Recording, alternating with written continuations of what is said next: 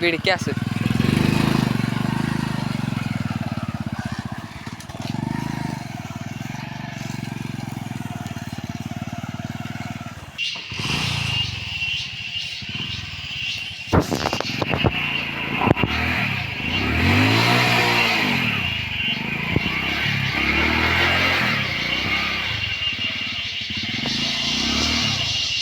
गाड्या अडकल्या आता कसं रे. ढकलू काय पाट्या म्हणून. हाय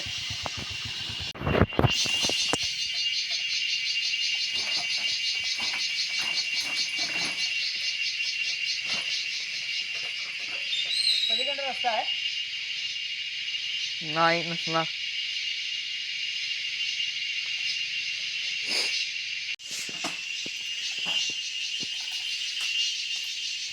फायनली गाडी लावतोय मी, कारण का पूर्ण खराब रस्ता आहे आणि दुसरीकडे जायला रस्ता नाही.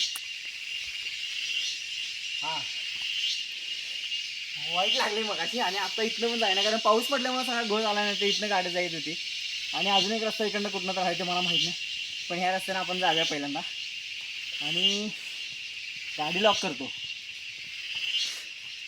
फायनली गाडी लॉक केल्या आणि मी आता चालत चाललोय. तर चला, कारण इथनं गाडी चढना, कारण हे पाण्यामुळे सगळी स्लिप व्हायला. जर हे कोरडा रस्ता असता तर 100% गाडी गेली असते. तरी पण मी निम्म्यापर्यंत इथे लिहिलेली, पण शेवटी गाडीचे टायर फिरायला लागले म्हणून मी म्हटलं आता गाडी लावूया आणि मग जाऊया. आता इथे एक बोर्ड लिहिला आहे, तिथं माहीत नाही किती किलोमीटर लिहिले.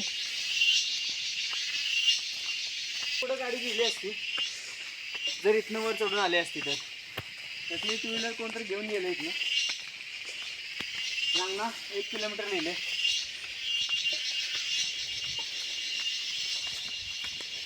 जर पाऊस पडला नसता तर व्यवस्थित गाडी गेली असती आमची. आणि पाऊस पडल्यामुळे गाडीचे टायर स्लिप व्हायला लागले. तर ह्यो रस्ता बघा तुम्ही, ह्यामुळं टायर, आता माझा पाय पण स्लिप व्हायला लागला आहे. गाडी लावायचा निर्णय मी घेतला, कारण एकट्याला ते जाणार नव्हती गाडी. त्याच्यामुळे मी आता चालत चालले. हा रस्ता इकडचा जरासा त्या मानानं चांगलाच आहे. फक्त एकच रस्ता घाळवणीचा होता, तो जिथं जास्त दगड होते आणि जिथं स्लिप मारत होती गाडी. त्याच्यामुळं मला काय ते वरती चढवता आली नाही, कारण पूर्ण टायर फिरायला लागला. तुम्ही बघायचा इथनं गाड्या घेऊन यायला लागलेत पोरं. यंग जनरेशन जरा असं गाड्या आणायला बघतेच. तर तुम्हाला सांगतो, अजून इथनं जवळपास 1 किलोमीटरचं अंतर होतं आणि आता अर्धा किलोमीटर तरी चालत आलं आहे. पण पावसाळ्यात गाडी घेऊन येणं खूप रिस्की असते, हे मला कळलं आहेच. आणि पाऊस बरोबर असा पडला आहे की गाडी फक्त वरचा जो चिखल आहे तो असं स्लिप मारते. जर जास्त पाऊस पडला असता तर जमीन घट्ट झाली असते आणि गाडी पाण्यातनं इझी गेली असते. पण पाऊस एवढा पडलेला नाही. जंगल आहे, त्या जंगलातनं मग असे एक आजोबा एकटे चालत गेले. आता माझ्यासोबत एकटा आहे, मी पण आहे, आमच्यासोबत गावातल्या आमच्या पोरं पण आल्या. पण संध्याकाळचं करून म्हणा किंवा दुपारचं जरी झालं तरी ह्या जंगलातनं एकटं जाणं म्हणजे नॉट अ जोक, चेष्टा नाही. कारण असलं आवाज येतात की नाही, तर किरकिर किडा पक्ष्यांचं सांगता येत नाही. जर डरावना आवाज, म्हणजे भीतीदायक आवाज येते एकदम. तर पिक्चरमधल्या जंगलासारखं जंगल आहे इथं. एवढी घनदाट झाडे आहे, खड्डे त्या नाहीत रस्त्यात, गाडी स्लिप होत्या. तुम्हाला खरं सांगतो, 4 वेळ माझी स्लिप झाली गाडी.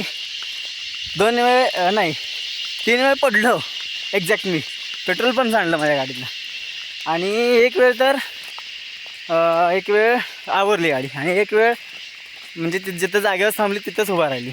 आता ह्या बऱ्याच वर्षानंतर आमच्या एकदा पार्टी होते त्यावेळी मी रांगणाला आलेलं. आणि हे बघा, हे जंगल, आवाज कसा येतो बघा.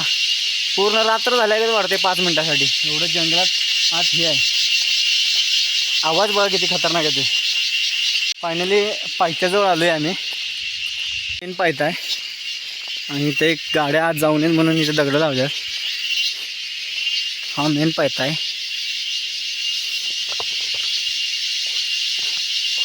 हे बघा किती बुरुज वाटते खतरनाक. जोरानं आरडा लागले बघा. हे इथे एक झाड पण पडले आडवं आणि इकडे या साईडला एक रस्ता आहे, पूर्ण झाड पडले तिथे आडवं. तर मला वाटते पाय वाट आता चालू झाल्या आणि ह्यांच्या तर गाड्या अजून आल्या दिसायला नाही ना आपल्याला, म्हणजे ती चालत यायला लागल्यात की काय माहिती नाही. बघा खतरनाक असा रस्ता आहे.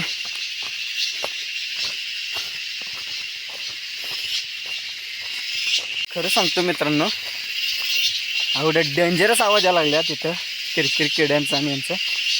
तर मी व्हिडिओ करायला त्यामुळे माझा एकटाचाच आवाज आहे. जर मी एकटा शांत चालत असतो तर मला असं वाटलं असतं की इकडं कोणतरी यायला तिकडं कोणतरी यायला लागले असं वाटलं असतं मला. एवढा आवाज यायला लागले तिथे. आता एकदम डोंगरावरती म्हणजे जरासं कमी आम्ही पायथ्याजवळ आलेलं, तर आता इथं धुकं यायला लागले. म्हणजे पावसाचे ढग जे आहेत ते इथं समोर यायला लागले. अंधुक तुम्हाला दिसत असेल ते बघा. आता धुकं कसं आलं आहे एवढं खतरनाक. एक रोड आहे आणि या साईडला एक रोड आहे आणि मला माहिती नाही कोणत्या साईडला जायचं, तरी पण मी या साईडला जाऊन बघतो. पुढं समोर आवाज यायला लागल्यात. फायनली आता इथं ढग पण आहेत आणि पाऊस पण जोरात यायला लागला आहे. आणि हे जे वातावरण आहे ते डोळ्यानं बघण्यासारखं एवढं भारी वाटणार आहे तुम्हाला. तुम्ही खरोखर प्रत्यक्षात जर तुम्ही स्वतः अनुभव घेतलासा त्याच्यासारखा विषय नाही. पाऊस आता लय वाईट जोरात पडायला लागला आहे आणि हे बघा दृश्य कशी आहे तिथली. हा रस्ता आणि हे झाड आडवं आणि इथनं खाली उतरायचं आहे आपल्याला. आणि मला असं वाटतं की मी भिजणारच आहे, कारण माझ्याकडे काही नाही आहे अंगावर घ्यायला. चित्त ठराविक रोड आहे हा. आम्ही वरती पोचलो आहे डोंगरावरती आणि हे ढग बघा खतरनाक म्हणजे खतरनाक विषय झाला आहे. आणि आता इथं पाऊस कमी आणि ढग जास्त वाढते त्यामुळं भारी वाटते बघायला. इथं जे वातावरण आहे त्या अस्सल पावसाळ्यासारखं वाटायला लागलं आहे मला आता. तर कुठे गेली ती लोक तुम्हाला सांगायला मी पावसातच तसं कसं करायला लागलो व्हिडिओ. पण आता खाली बघा सगळा विषय आहे जोरात.